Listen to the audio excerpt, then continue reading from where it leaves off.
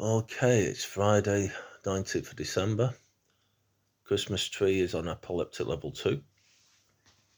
And I'm going to do a carry-on video from the one talking about um, driving and driving offences and penalties, and whether Highways England are deliberately manipulating the speeds to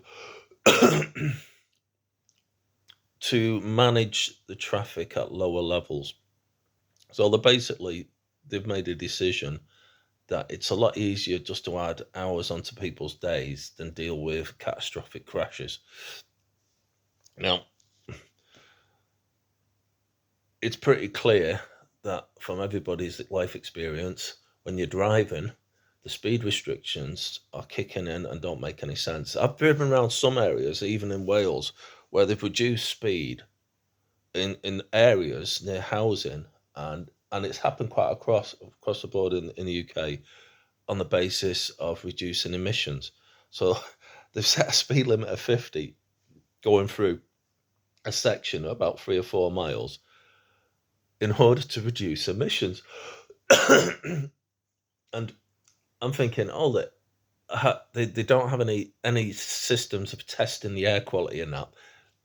And I'm just thinking, wow, the air's just like a pocket of 2 miles around that housing estate or that built up area, and air doesn't move around it and through it.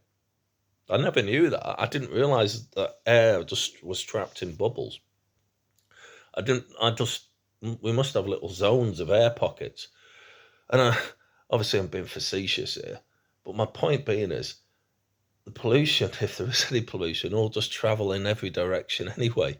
But they've literally used that as an excuse, air quality controls, to reduce speed on motorways with no slip roads feeding off into these areas to justify reducing the speed.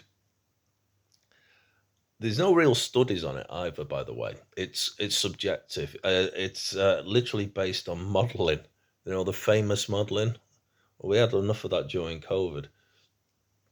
But I'd suggest you go and have a look at this, because it pops up across the UK. You've got zones where you've got speed restrictions based on air quality. And I've never heard of anything as dumb in my entire life. But they've used it as an excuse and they've done it. I suggest you look out for it. Bye now.